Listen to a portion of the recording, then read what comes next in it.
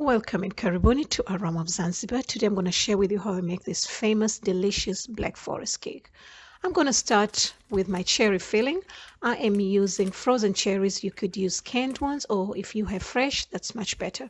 I also added 1 cup of sugar. You could adjust this with more or less depending on the type of cherries that you have. I also squeezed in a tablespoon of lemon juice. You could use lime juice. You can also use fresh orange juice. This is in place of the cherry brandy that's used in the traditional Black Forest cake known as Käsesweischer. I hope I got it right. It's a German word. And I also added my lemon zest over there. So my heat is on medium low. And just cooked this for about 15-20 minutes. And added vanilla extract as well. And a few drops of almond extract. The combination is really, really wonderful. Now you can add cornstarch if you want, but it's not necessary for me because the sauce will thicken on its own. My next step is to make the cherry syrup. If you don't have cherry juice, you can use just normal sugar syrup, or sometimes I like to use pomegranate, dilute it a little bit, and also some vanilla and almond extract. But if you have the cherry brandy, please go ahead and make it as original as you can.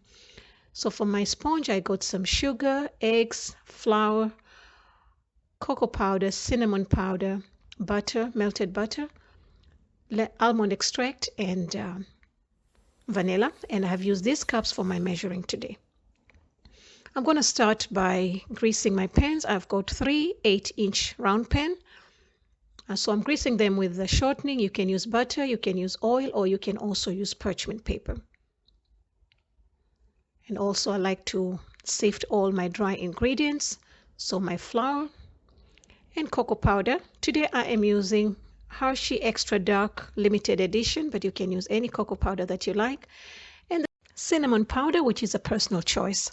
And I also like to dust my pans with the cocoa powder instead of the flour, because it does tend to leave white patches. But it's up to you. It's a personal preference again. So please make sure that your eggs are in room temperature. I'm using about 8 eggs over here. And so we're just going to whisk these. I'm starting with a low speed, which is on stir, until I break down all my eggs. And then I'm going to increase the speed to about 2. And then we're going to start adding the sugar gradually, little by little. Now, there are so many variations of this recipe. I also have done one before 2 years ago, but I did not have a Swahili one. It was English with Swahili subtitles. So I decided to make this cake so I could redo the video again. And also you could make your own chocolate recipe, whatever that you like. But I believe the sponge is more better, because when you add the syrup, it really, really absorbs much better. But then that's, again, another personal choice.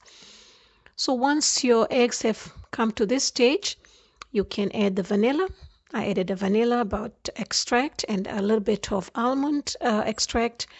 It does give a very nice, the combination is really nice, but it's something that you have to try and see if you like it. So now my eggs have tripled in volume, as you can see. And I'm ready to add the flour. You can continue with a stand mixer or whatever mixer that you're using, or you can use a spatula to fold in your flour, or the dry ingredients for that matter. I like to use the whisk. Okay, so you want to do this as gently as you can. You don't want to deflate the air, because your sponge will be really, really flat. Now, my old video that I did, it's actually more or less the same. The technique is the same, but I increased the flour because I wanted my sponge to be a little bit, bigger. I like tall cakes. So check it out if you want to see, but there's not really much difference. So we're just going to keep adding the flour little by little. And I'm also using butter, which is not... it's mandatory. At this point, I like my what do you say, my sponge to have a little bit of body, a little bit density. But it's something that you have to be really, really careful with because it may easily deflate your batter. Okay, because the sponge do tend to become a little bit dry, so I like to have a little bit body. And my oven is on 350 degrees Fahrenheit, which is about 180 Celsius. Make sure it's ready. And then we're just gonna pour the batter into the pans. And you wanna tap it down to release any extra air bubbles that may be in there. So I baked this for about 15 minutes. And you can see that on the side, once it is released, it's ready. And once it has cooled, you want to release it from the pan. And if you have not greased your pan properly, then your cake will be stuck at the bottom. And what I like to do, I've done this cake so many times, and each time I do, I try to add a little more to it so that I can get the best out of it. So I'm just making some holes with poking some holes with the fork, and we're just going to drizzle. Actually, I should have added more syrup. Just add some syrup. This is a cherry syrup that I made. And now I'm ready to prepare my chocolate shavings. I'm using a baking chocolate. This is a semi-sweet. And I put it, you can use this one, or you can use this one, or you can use a knife. And I put it in the microwave for about 15 seconds. You can do 10 also, that would work. But I think 15 is ideal. And I'm starting with half of it. I'm just going to make my chocolate shavings. And if you do this ahead of time, you want to keep it in the fridge until you're ready. You can assemble all these things, the chocolate, the cherries, everything. You can do it ahead of time, one day ahead if you want to.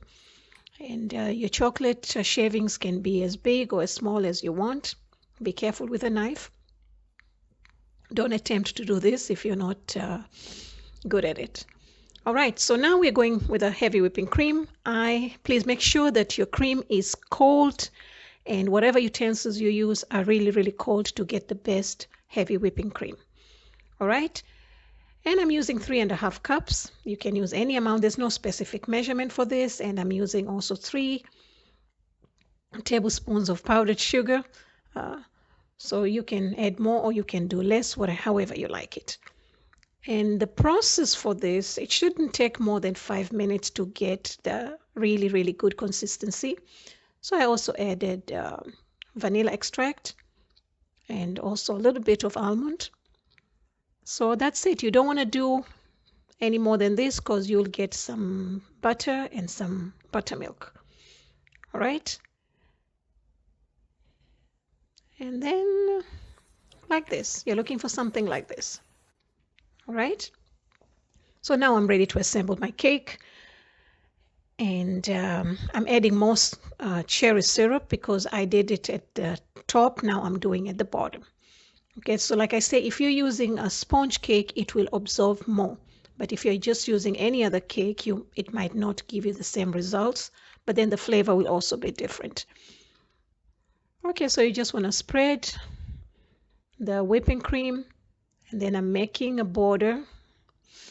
You don't have to use this kind of decorating tip. I'm just using it because I'm lazy. Okay, then just add the cherries. They look absolutely beautiful and they really, really tasted so good. I have to tell you that. Now it's funny because I was craving for a cake, and whenever I think of cutting down my calories, that's the time that I crave for something.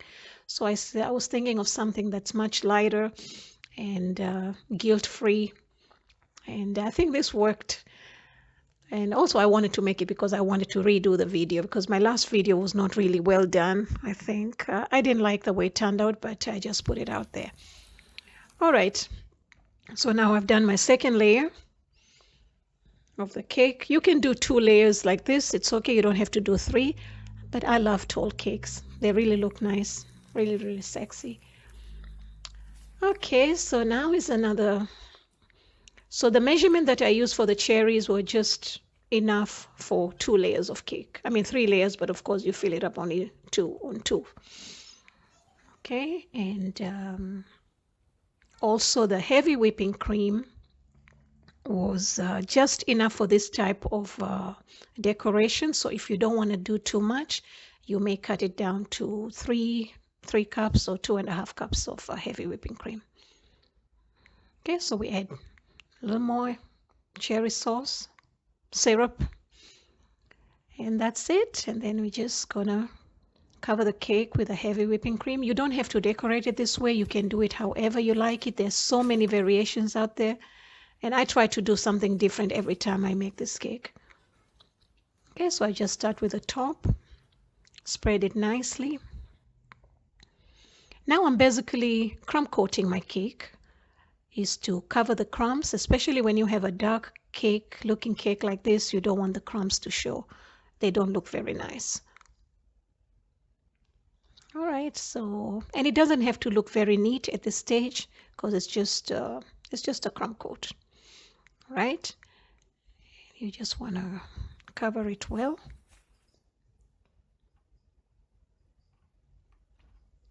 And then I kept it in the fridge for about 20 minutes. Yeah, just take out the extras.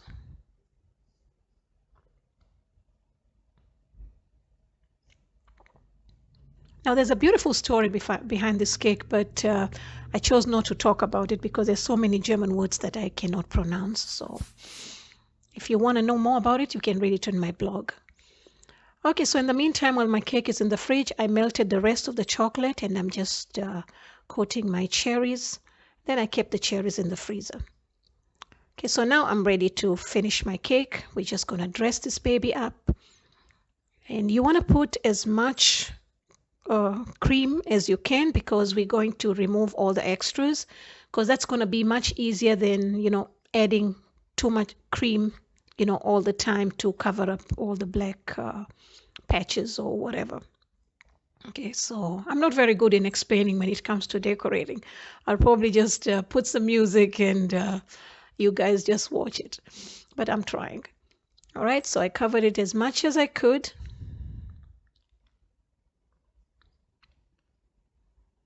Make sure you cover all those black patches.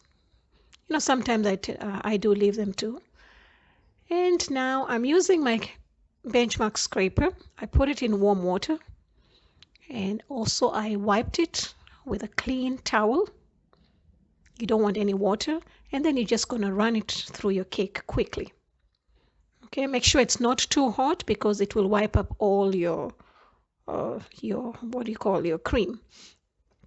I'm just going to cover up whatever that needs to be done. We don't want to see any black patches. This is a black forest. It's supposed to look like snow, winter snow. Okay, white.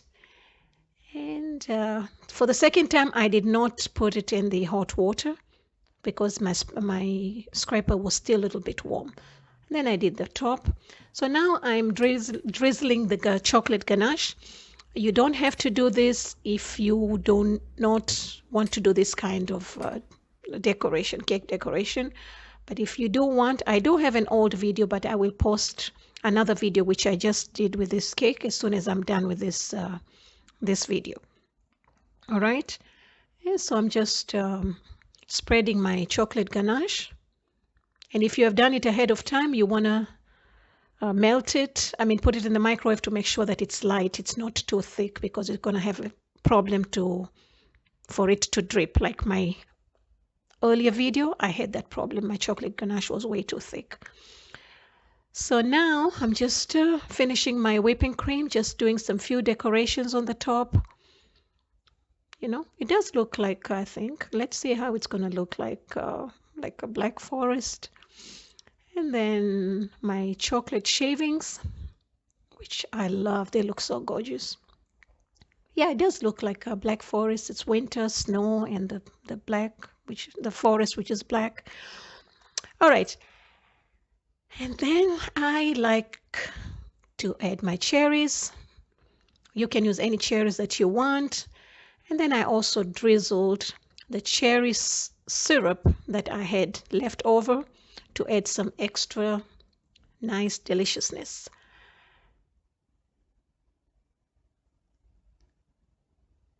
Extra flavors are always welcome, just like that. So thank you so much. For more recipes, please visit me at Aroma of Zanzibar, and you'll find all the ingredients and the measurements in the description box below.